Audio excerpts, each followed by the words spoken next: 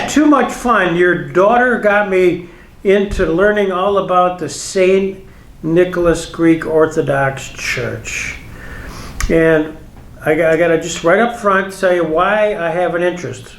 One, your daughter asked.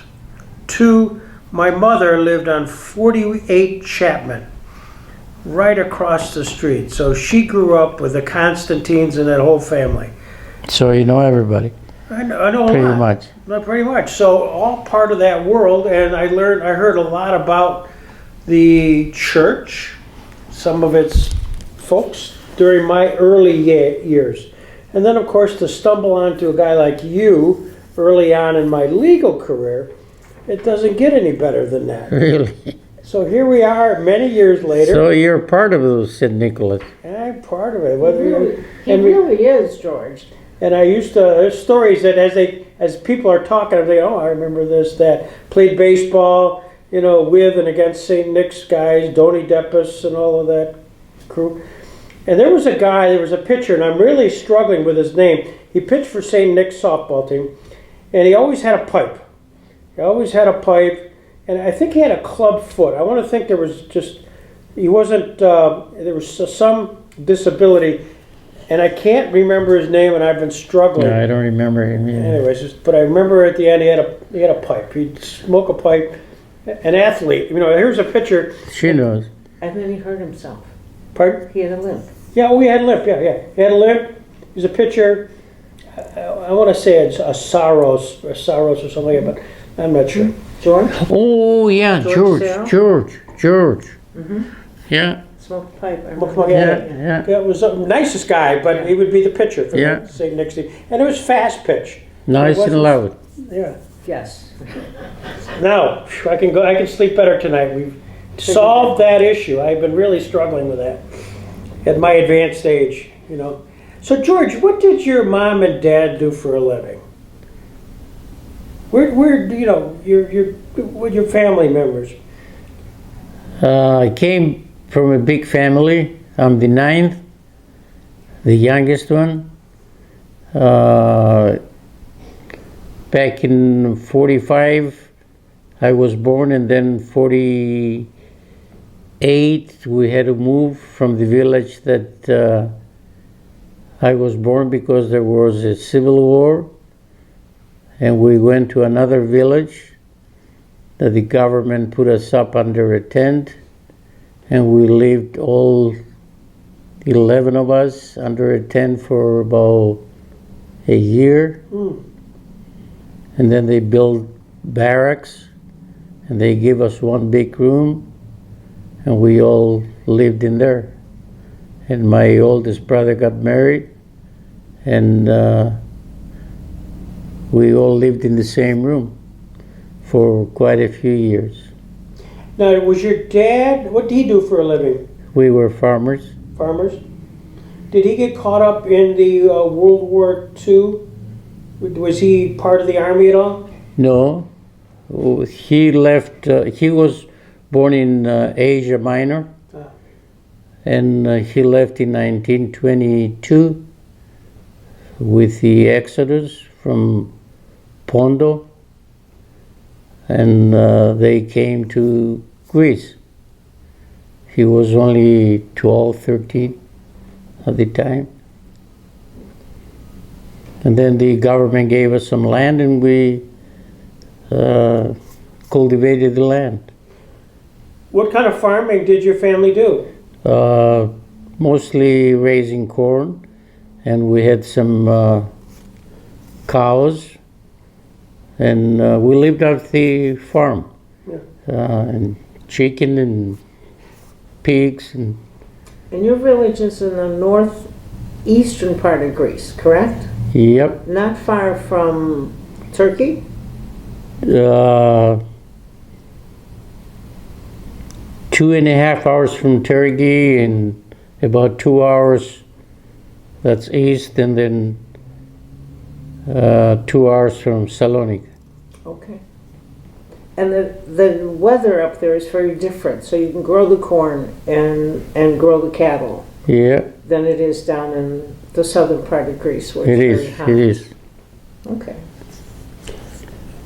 And your mother was having children, I guess. Yeah, Yeah. but she worked. The farm, right? Yeah. Yeah. Holy cow. What made the family consider leaving Greece? What was a precipitating factor that said maybe we should move? Not the whole family didn't leave. Okay. My fifth in a row brother, after he got out of the army, he met a girl that lived in Canada for a long time, and she was in Greece, and they fell in love and they got married, and he emigrated to Canada, Toronto, Canada. And then two of my brothers and my sister followed, and then my other sister followed too, and then I went. I was the last one to go to Canada. You were the youngest. So what did your mom and dad think of this? Well, they were hard and broken, but there was not enough to do in Greece, so we had to leave So George for a gets up. better life. Yeah. So George goes to Canada, and you're in Toronto area. Toronto. George, what year was that? 64. 64. Right after I graduated high school. Okay. So you go over there. You graduate from high school. You're in Toronto. Did you have to get a job? Of course. Worked in a restaurant. My first job was at a soda fountain counter in a restaurant, Jewish restaurant. And then a few weeks later, they put me on the floor as a waiter. And I worked later on when I was going to school part-time. And then full-time as a waiter. Let me ask a little bit about your religion. Greek Orthodox. Did your family practice the Greek Orthodox religion in Greece? Of course they did. Yeah. We were all raised with within the church. Church. And was there where was the closest parish church to where you lived? St. Demetrius, Okay. How far was that? right in the village. Okay, right there. Yeah, we just walked to the church. Gotcha. And then when you came to Toronto, was there an active Greek Orthodox church there? Quite a few of them. There was St. George, St. Mary, Panagias, St. John. And while you're waiting as a waiter in Toronto, I heard a story from your wife about your paths crossed there. Yeah. How did that work from your perspective? I heard her story. I want to hear your story. How did it work? I think I was blessed that she came along and we met, and it was like we knew each other for a long time, and it didn't take long to get married. We met in Labor Day weekend, and we got married in May. So how did you set up? What was the first meeting? How did that work? When you first laid eyes on her? See you later, and that night after work we went to the Bouzoukia, and we embraced each other, and it was like we knew each other, and it just happened. Now, what was the term you used? You went to a Bouzoukia. That's the Bouzouki place. That's an entertainment that they play Greek music and dance and have a good time. So were you a dancing machine then? Yes, As was. as I was from, when I was little, and Kathy was the same too, so we had something in common. Well, you've always amazed me with your dexterity, and you passed it along to your family members. So Kathy, same way. They like. Yeah. So you met Labor Day. You get married the following May. Then what did you decide to do? What was the decision? Because you're in Canada, right? You're in Toronto. Yeah, well, when I first came to Jamestown, I liked Jamestown. That was in October of 1970, and I liked Jamestown. And then when we decided to get married, I said I'll move to Jamestown, and I'm glad I did. What did you know? What impressed you about coming to Jamestown? I was walking the streets and people said hi, And you didn't know them. and I didn't know them. Yeah. And small city works for me. I like Toronto. I like big cities, but not to live there. I don't want to waste time on commuting and traffic, and this is fine. So you're 1970. You come to Jamestown. To a dance, Pardon? a Greek dance. Greek dance. That was sponsored by the church. Yeah, And Balkan dance. Balkan dance. We talked about that. Yeah. What was the Balkan dance? A dance that the Greek community held every year in October. And they had entertainment and dinner and dance and good time. Was the community invited? The whole community was invited to Yes, this, not just the no, Greek church. the whole community, even outsiders. So in 19 Just like the Yasu Festival. Yeah. So in 1970, when that's occurring, the Balkan dance there was the St. Nicholas Greek Orthodox Church itself that had been built by then, hadn't it? Oh yes, The new church. yeah. You That was built in 1965. okay. So you weren't part of the decision making No, regarding that. So you come. Did you notice anything different in the liturgy or the church service that they did here in Jamestown as opposed to what you're used to back in Greece or in Toronto? well, here there was more English because there are not as many Greeks. But if you go to Toronto to a Greek church, most of the people don't speak a lot of English, so there was a lot more Greek. Attendance. This is a small community. You go to a church up in Toronto during Easter or Christmas, you can't get in the church because there are so many people. Here we're lucky if we fill up half of the church. When you came here in 1970, I've heard about how the old church services, the guys would go one side, maybe to the left, the ladies to the right. Do you still do that? No. No. So it's No. integrated? Even back in 1970 when I came, we didn't do that. That may have shifted when we got the new church. Probably. In the old church. In the old yes. church, yeah. Who was the father or the priest when you came here in 1970? Father Alexon, Alexon? a tall guy, Was he? he's the one that married us. Okay. I wonder. And then Alexon, how long was he here? I can't exactly remember, but I think after we got married, he was probably around 3 years. Okay. And then who came after him? I think it's Father Bakalis, and then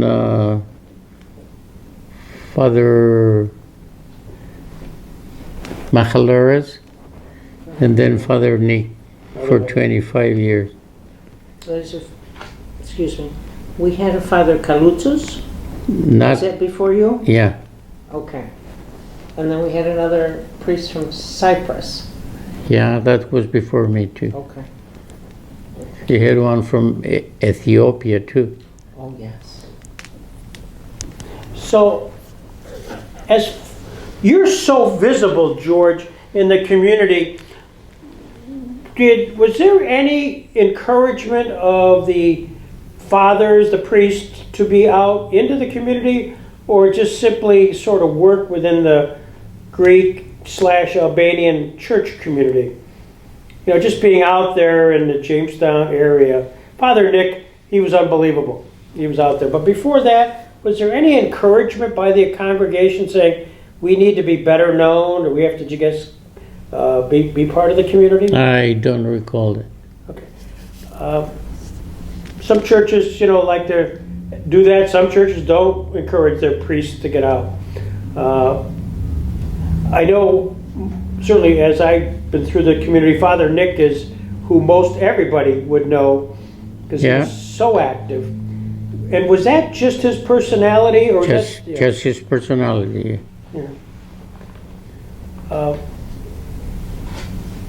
Do you think well, let me go back, George. You're such a personality in the community. At what point did the church, decide they wanted to open up and have a fundraising in the form of what we now know as the Yasu Festival? Give me the story of the Yasu Festival. Well, we had, at the time, we had a president by the name Zinius. Yes. He came from another community. He was a car dealer, and he became the president of our church, and he wanted, along with Father Nick, to find a way of raising money instead of having bingo at the church hall. So they talked about the festival, and we all got involved, and that's when it started 36 years ago. So it started with the idea of doing a tent or tents in front of the church. Oh, we didn't have a hall, yeah. Tent is the easiest way to do it. And was there models? Was there other local Greek communities in Buffalo or elsewhere which had such festivals? There was one in Buffalo, and I went up there and I looked at their props, and I came back and I made all the props that you still see during the festival. And we put up our first festival 36 years ago. So that first year, did you have a sense that it would be successful, or were you kind of really worried? I wasn't worried, but I wasn't expecting as many people as other parishioners thought. And it's been steady ever since.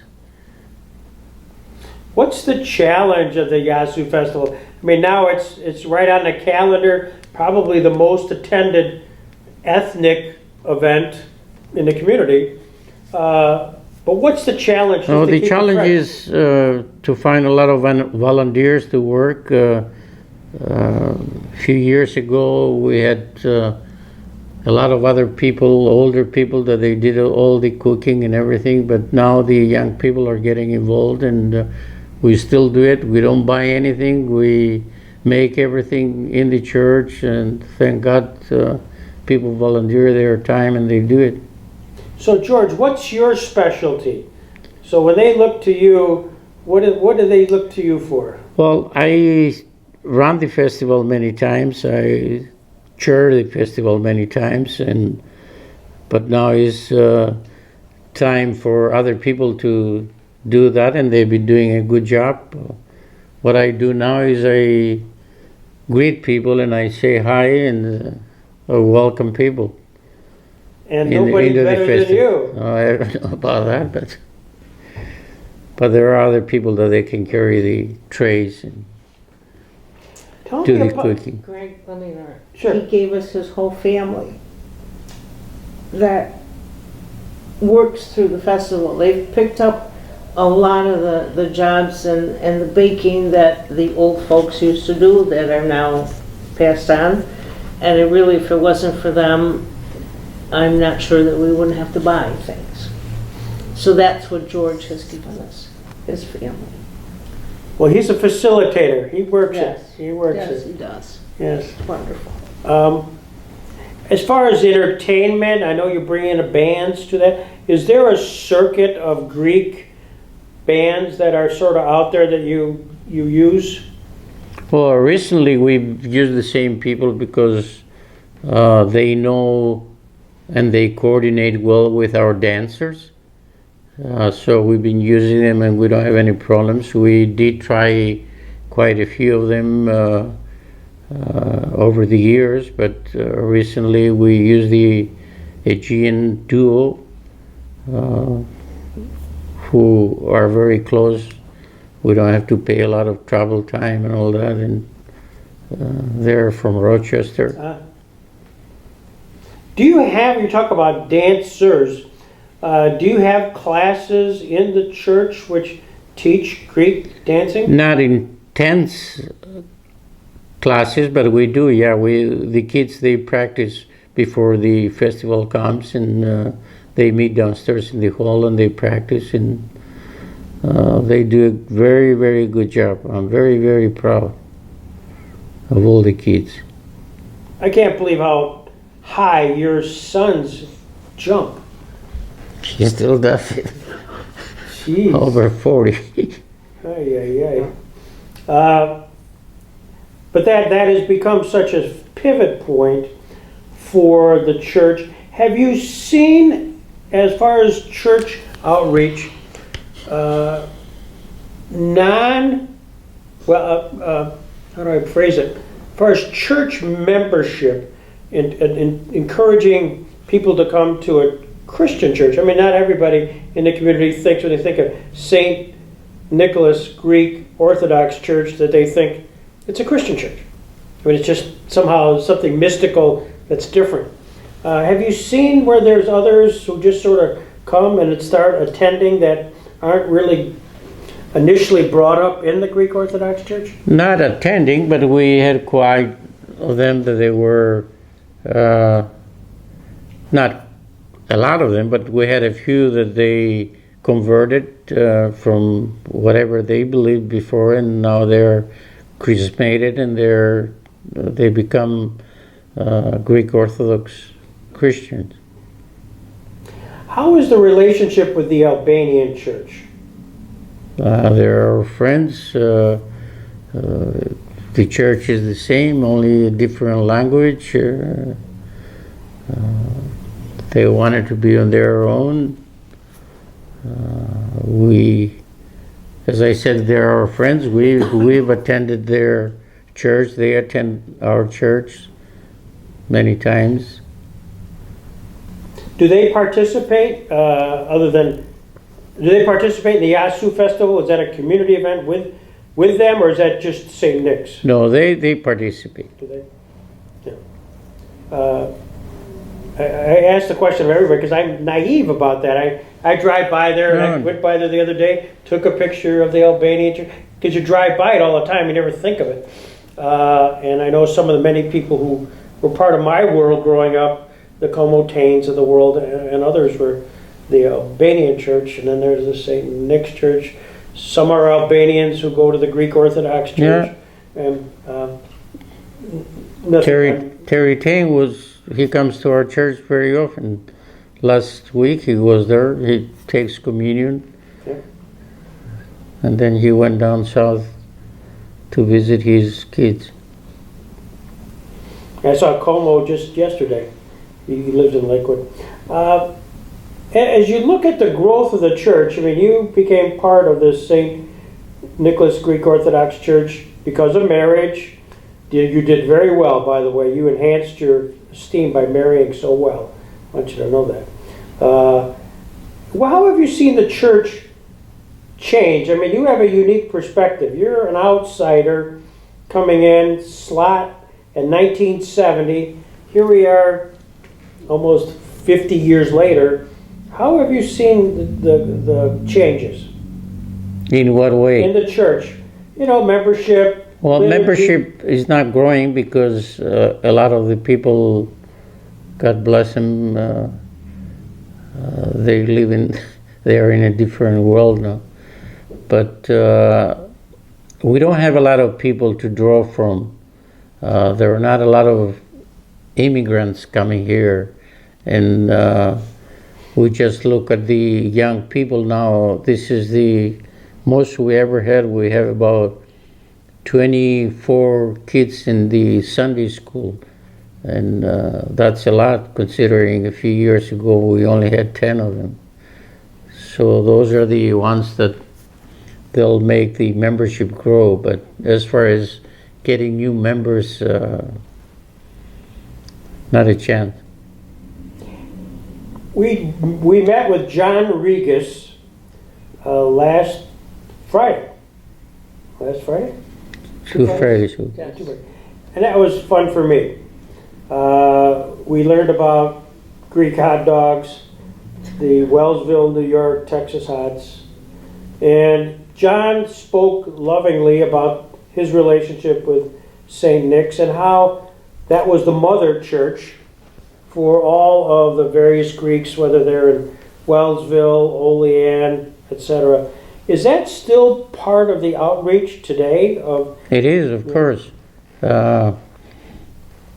Father Jared that we had before Father Soterios Rusakis, he used to go to Olean once a month and gather people from Wallsville and Couderspor and Olean and all around there and have liturgy. And so does Father Rusakis. That's the outreach. And before that, a long time ago, he used to be in Bradford. With Father Bakalis, we used to go to Wallsville for Easter and have a party with all the parishioners there, especially during Easter. What's the governance of the church? I think I've learned that you are part of the Detroit Metropolis. Okay, and so Detroit is part of your. We are part of. You are part of Detroit. We belong to the Metropolis. Is that like a synod? Is that the term you use, or is it a? What's the term? Pretty much is the same thing. Yeah. And then in the church itself, how is it run? I mean, so you've got obviously the priest who deals with the religious component, but the actual operation. Well, we have a bishop in Detroit. Okay. And all the priests report to him. Okay. And then and they take orders from him. He tells them what is right and what is wrong, what they can do and what they can do.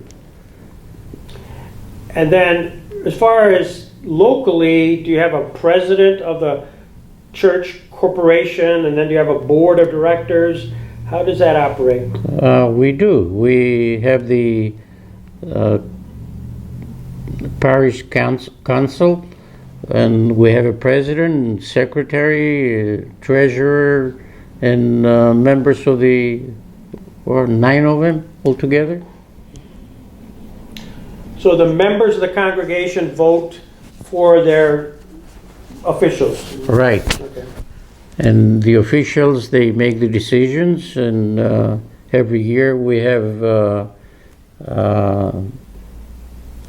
a general meeting that we vote, and we take up issues, whatever comes up, either building or mostly is for the building, and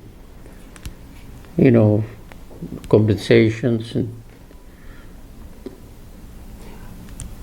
having driven by there again just yesterday, taking pictures of my mother's house, the old church, which looks like it's nice and kept. What do you use the old church for? Mostly right now is for all the equipment and all the props that we use for the festival. Got it. We store it. No other practical use? You don't hold? No. No. Nothing there? The old church was deconsecrated. Okay. It was what? They call it, Oh, the yeah. new church we consecrated. All right. So that one was deconsecrated because it would have been sacrilegious to just throw stuff in there on the altar. Ah, gotcha. So there was a, An unblessed. At one time, the old church was sold to a surveyor, and he had it for a few years, and when he retired, he sold it back to us. We purchased it, and we use it for storage. was it George Demas? No, No, I'm just curious. no, Was George part of your congregation? Jenkins, I think, Oh, Fran Jenkins. yeah. Fran Jenkins, okay, yep. Was George Demas part of your church, or was he the part of the Albanian Church? He used to come to our church. Okay, George. His wife still comes, Does she? Dorothy. Yeah. A lot of funny stories with George Demas. Yeah, Just before I forget, I've done some interviews, which were World War II interviews, with George and Lou Demas. right. They're on YouTube, and I've got probably longer interviews there. Just so you keep that in mind, that's an inventory that's out there. Great. So, almost 50 years into this, at the St. Nick's, what would you like to see if you looked at a crystal ball and said, 10 years from now, what would you like to see the church be doing? That's a good question. I'm happy with what we do today. I just hope we keep it up. And it sounds like you've got more young Sunday school members than you had previously, recently, and that's always a great sign. And It is. That is the sign. And it's a work in progress. All right, let me segue over into you and El Greco woodworking. How did George Theo become El Greco woodworking? Now, George always wanted to be an entrepreneur. When I was in high school, I used to have the neighborhood kids work for me, either making bird cages or selling sesame sweets at weekends. It was fun. When I came here, I knew the restaurant business. I thought I opened a restaurant in Jamestown. I designed the floor plan and everything, and we talked with my wife, and then we thought if I open a restaurant, I'll never see the kids, so we decided against it. And I always liked designing and making things, so I started El Greco. We started El Greco back in 1975. That's 44 years ago. Where were you? What was your location? Downtown on First Street, So the Broadhead Mills. the old Broadhead Mills. So that's where you started. In 75, and in 85 we bought the building. I used to rent from Charlie Anderson. And then in 85 we bought the whole building, and then the kids, after they graduated from school, and they work in New York and elsewhere else, one by one they came back and joined the company. And that was a blessing. Do you realize how rare that is to have your three incredibly educated, smart children I do. come back? Don't make me cry. I know. I'm mindful of that because I have three incredibly educated children who are all over the world. But you've enticed them back when they certainly had lots of opportunities. Why do you think it is that they sought to come back? That I really don't know. I don't want to take credit for it, but I think they made the right decision. We're close, we see each other every day, we work together, all five of us.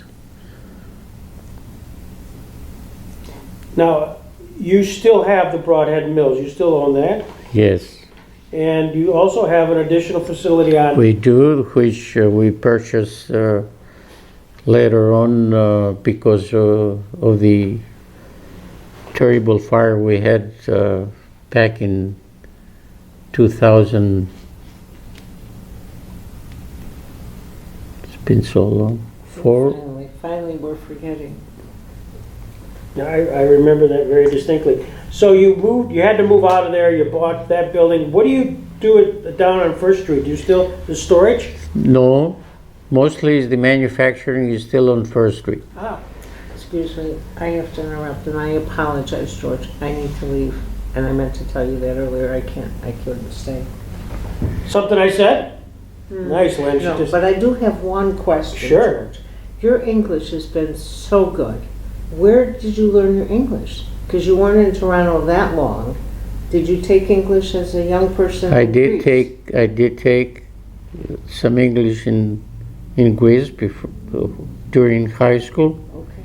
but then I went to school in Canada, and God, 50 years later, I should be able to speak. You speak very well. Syntax, verbs, pronouns, they're all correct. That's all. So And it's that's- got that's just an enough account. of an accent to make it that nice Greek flavor. The other question I had is when you first came here, and don't forget where you were. This is a question you raised with many others. How were you received as being someone with an accent here in town and navigating through the area? I know you said people were friendly. Well, they were- sometimes people couldn't really understand what I said, but I had to repeat myself, but I didn't feel bad. They're worse than me somewhere else. Okay, good. Well, it's- again, because he married so well, he got integrated into the community. Yes. Yes. Yeah. It's easier when you have a church family that you come into and go from there. All right. All right, thank you. Jordy? I want to keep boring in on El Greco because I find you fascinating. So you started the business in 1975, 76, 75? 75, and your paths crossed with Bob Sharp. Yes. Do you remember how that happened? No. We needed a lawyer. Yeah. Oh. I don't know how it happened, but yeah, we chose Bob Sharp. Because that's how I got introduced to you, was through Bob. And He was a good man. yeah, it was a good guy. Just passed away a couple of years ago. And so you're down there in the Broadhead Mills. Did you have any sense of the history of the building? I was learning. Yeah. Yeah. I still see the stone on one of the buildings. It was built back in 1875. And you get a sense of just a lot of history there with the Broadhead family. And I went to school with Allison Broadhead, one of the last of that era, Mm-hmm. Broadheads.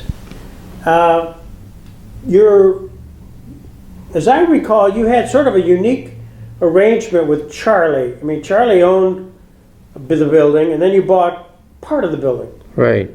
How did that work? I mean, was it difficult to have that sort of No. condominium effect? I forget, was there a wall in between? Was there There is a bridge. a bridge? Yeah. So to access the upper floors of his building, he had to go through my building. But it worked all right. We never had any problem. He's not using the upstairs a lot, Ed. Now, he just passed away. I know. And is his family using the other part of the building still as a business? Yeah, his son is running the business. Okay. What is it? It's still manufacturing. Okay. Mostly they make tanks for separating the ore with big magnets. Big stuff. Yeah. Big stuff. And what do you do down on Allen Street? Allen Street is, we purchased it with the, which is big, 37,000 square feet, with the idea of moving all the operation down there, but we never did it yet. But right now, or what we do down there is we manufacture parts and some assemblies on First Street. We ship them down with our truck to Allen Street, where they finish them. They put all kinds of finishes, different colors, and then they do the final assembly, pack them, and ship them.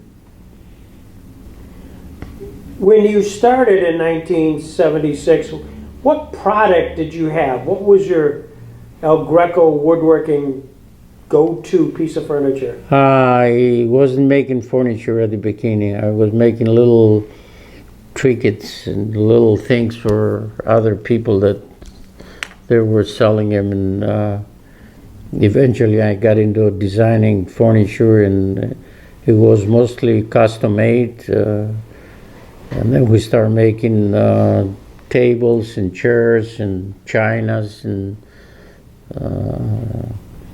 desks and for offices here in Jamestown, a lot of doctors' offices, and then we opened the showroom down on First Street on the second floor, and we sold retail. Eventually we went into selling to other dealers. Back in the 80s, we opened a store up in Buffalo too, in a mall. In a plaza. But that didn't work very well. We lost a lot of money. We came back. Then we started late 90s making juvenile furniture. Why? Why then? Did you see that there was a market opportunity? Well, somebody came along and promised us a lot of business if we made cribs, and that never worked, but we had a big investment. Our relationship with that guy never worked, but we had a big investment, so we pursued that market, and we found other people that would buy it, and that's how it happened. Then one day we get a call from a big company that they wanted us to make a crib. We designed a crib for them, and we made it, and then all of a sudden they wanted cases, and now we only work for them, and that's room and board. Where are they out of? They're headquartered in Minneapolis, Minnesota. They have about 16 stores in metropolitan areas, and they buy everything that we make. So are you exclusively cribs at this point? No. Oh, no, you still do other... Cribs is very little part of it. Okay. We do beds, bunk beds, cases, desks, bookcases, all kinds of things. Do you do much of the marketing online? No, we don't do. They do the marketing. Oh, really? Yeah. Oh, so you make it for other companies? Yeah. For one company. Got it. And we call each other partner. perfect. Aren't you thrilled? Oh yes. As you... It makes life easier. Yeah. How did they get a hold of you? Do you know the backstory behind that? Yeah. We received a call, as I said. One of the vice presidents was down in High Point, and he was looking for a crib, and he talked to a colleague of mine down at High Point, and they gave him my number, and he called. So you're showing down there, or at least they saw you down there, and they made a call through a referral, and then they have now not only buy your cribs, but everything. A trailer every week. Do they bring the trailer in, or No. do you do that? They do it. Oh, they do that. They send the trailer, but it's just a trailer that it doesn't have to go back empty. Yeah. Wow. As you reflect back on that, to get to the point where you are today hasn't always been a nice, smooth like this. Definitely not. You've had everything going on. If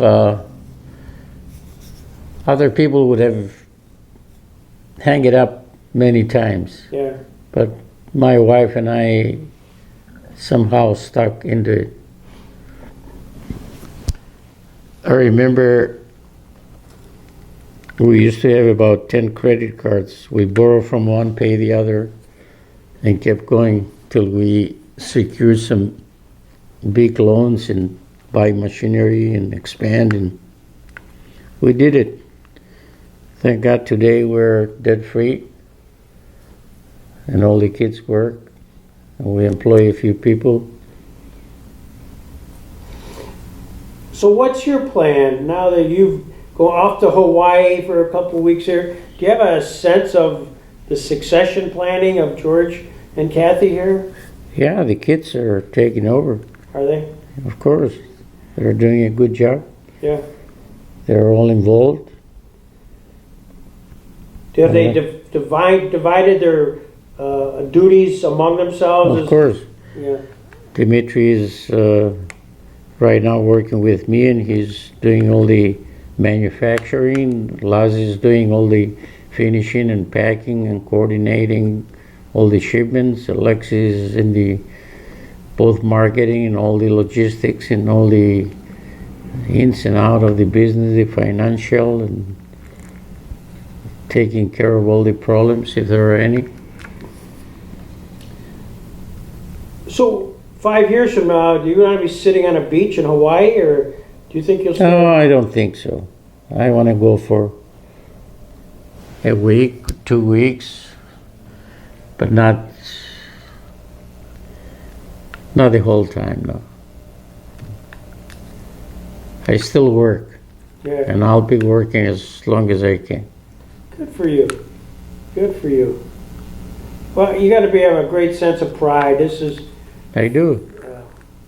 so rare to have family come back, and I know they're so, like I say, you and your wife permitted there to become the really incredibly well-educated people, and to come back here to make an influence is it's a remarkable statement, George. Thank you. I mean that. I've seen a few come and go, and you're to be commended. And Kathy, to be commended. Yeah. Like I say, you're the lucky guy. She deserves all the credit. So, what's the question I should be asking you, George, that I haven't?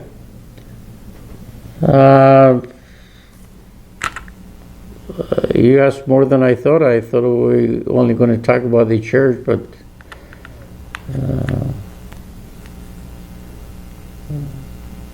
Well, I have more than a casual fascination in El Greco woodworking, so I'd love to know the story. Because sometimes we, in our business, don't always know the backstory.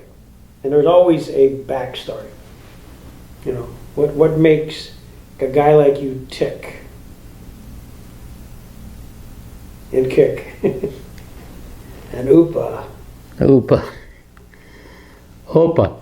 Opa. Is it opa? Opa. Oh my gosh, I've had that wrong too long. Opa. Oh, keep correcting me. I'll get it right. OPA. Opa. OPA. Okay, I'll remember that. Well, thank you, George. This has been special for me. I think. Thank you. Thank you. And I applaud your daughter for having the anticipation of their 100th anniversary.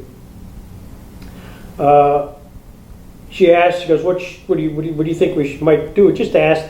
And I said, there are so many people who have so many stories in the congregation, you should grab them. Just get the stories. Your wife's got a story. You got a story. We were with Athena Constantine earlier this week. she's got a story. And she remembers a lot. She remembers a lot. There was a lady down at Lutheran.